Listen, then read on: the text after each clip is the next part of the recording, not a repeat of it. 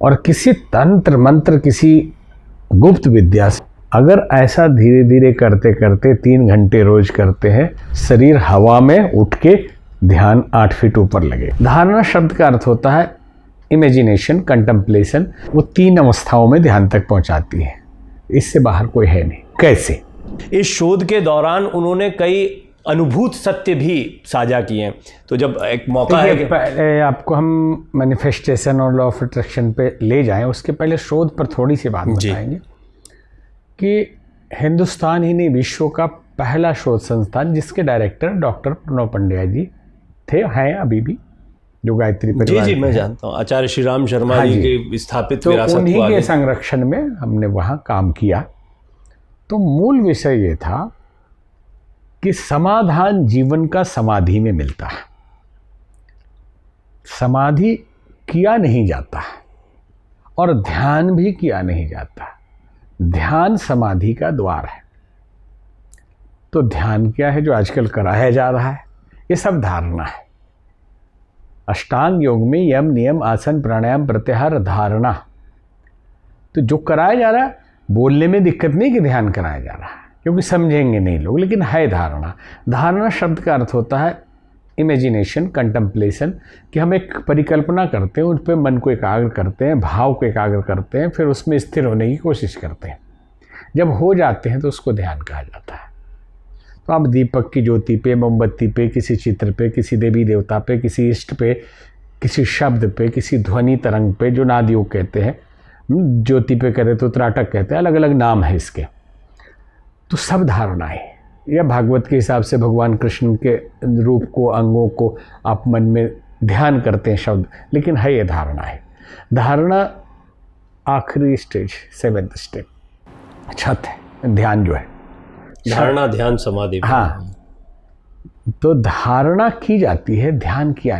ध्यान छत है। धारणा करते करते स्थिर हो जाएंगे तो छत पे पहुंच जाएंगे आप, ठीक है। और ध्यान में स्थिर हो जाएंगे तो समाधि में पहुंच जाएंगे। तो 2 तरह की समाधि होगी। अगर पहले की तरह लौटने की अवस्था रही तो सविकल्प समाधि है, सबीज समाधि है। और लौटने की नहीं, अब एकदम मिल ही गए हैं, अब आप बिगड़ेंगे नहीं कभी, चाहे कुछ भी कर दिया जाए, ठीक है। चने को भून दिया गया है, अब अंकुरित नहीं हो सकता।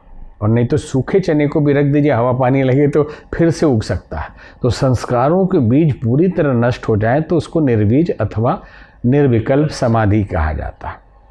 तो ध्यान में होता क्या है, कैसे जाते हैं? विश्व के जितने भी संप्रदाय हैं, कोई भी किसी भी तरह का सेक्ट हो, ध्यान के माध्यम से ही जाएंगे। नाम अलग हो सकता है कि किसी संप्रदाय में नाम अलग है, किसी संप्रदाय में नाम अलग है। कैसे? सनातन धर्म के अंदर जितनी भी पद्धतियां हैं वो 3 अवस्थाओं में ध्यान तक पहुंचाती है, इससे बाहर कोई है नहीं। कैसे? मनुष्य के शरीर में 3 चीजें हैं, क्योंकि हम संक्षेप में उस शोध का सार बता के उधर ले जाते हैं। जी। मन, प्राण और शरीर, 3 चीजें हैं। इसी से मनुष्य का जीवन मन, प्राण और शरीर। शरीर एक ढांचा है, इसमें प्राण है जिसके अंदर कारण ये जिंदा है, और मन जो इसको चला रहा है। ये तीनों का संबंध इतना गहरा है एक दूसरे से कि एक पे आघात करेंगे तो दूसरा प्रभावित हो जाएगा। जैसे शरीर में आपने एक चांटा मारा किसी के, मन को तो कुछ नहीं किया, प्राण में भी कुछ नहीं किया, वो आदमी क्रोधित हो जाएगा। कैसे मारा? मन आघातित हो गया, आंदोलित हो गया, और प्राण भी घटने लगा, एनर्जी लेवल गिरा नीचे। अब आप शरीर को टच भी मत करिए, दूर खड़े रहिए और बोल दीजिए कि आपके जो परम मित्र थे उनका तो एक्सीडेंट हो गया। तो कहाँ मारा हमने? मन को मारा। और प्राण, आघात का प्राण और शरीर दोनों पे तुरंत बीपी हाई हो जाएगा, सांस तेज हो जाएगी, पसीना आने लगेगा, घबराने लगेंगे आप। ये कहाँ, किस हॉस्पिटल में? आप बीमार पड़ जाएंगे तुरंत।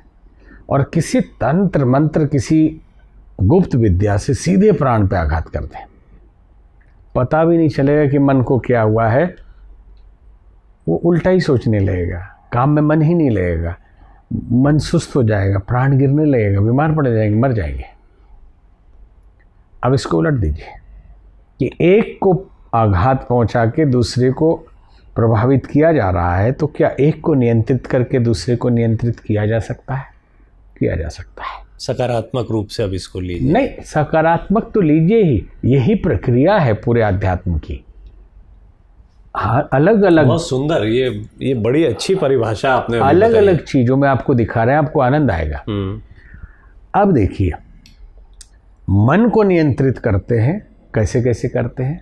कंसंट्रेशन करके, त्राटक करके, ध्वनि पे नाद योग करके, धारणा करके, कुछ शब्दों में, कुछ स्वाध्याय में, कुछ चिंतन में, किसी तरह से मन को मंत्र जप के, भगवान सुमिरन करके, भगवान नाम जप के, किसी तरह मन को एकाग्र करते हैं। जैसे ही मन बस में आया, सांस बस में आ गई, प्राण बस में आया आपके, ठीक है। और जैसे प्राण बस में आया, शरीर स्थिर हो गया। ध्यान उस अवस्था का नाम है जब मन नीरव, शरीर स्थिर और सांस की गति सम हो जाए। पकड़ेंगे कैसे कि ध्यान में गया हुआ है?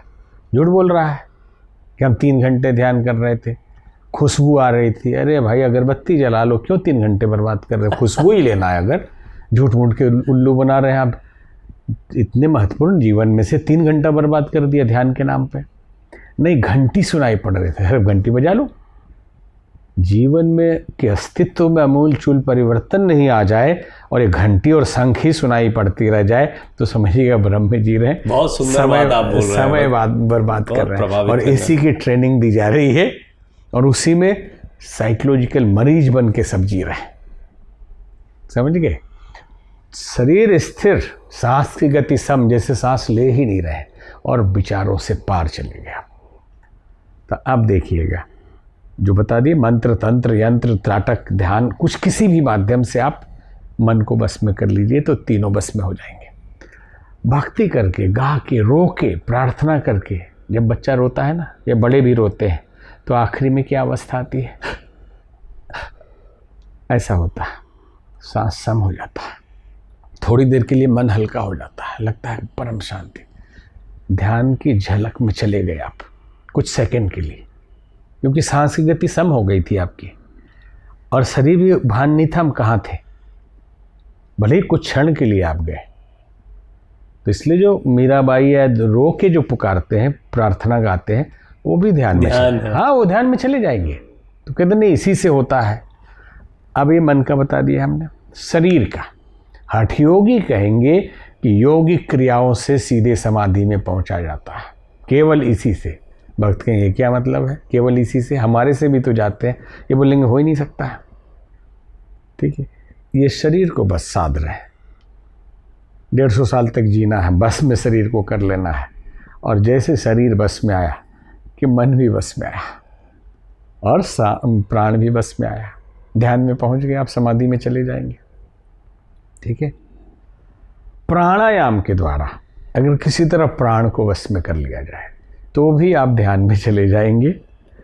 केवल प्राणायाम की विधियाँ ऐसी है, जैसे जाबाल दर्शन उपनिषद, सांडिल्य उपनिषद में वर्णन आता है एक प्राणायाम का, जो स्वामी विवेकानंद अपने विदेशी शिष्यों को आधा संख्या करके सिखाते थे।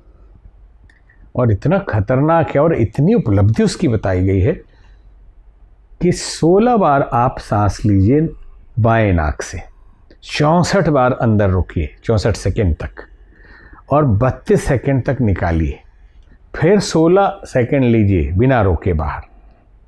अगर ऐसा धीरे धीरे करते करते 3 घंटे रोज करते हैं तो आप समाधि में चले जाएंगे। शरीर हवा में उठ के ध्यान 8 फीट ऊपर लगेगा।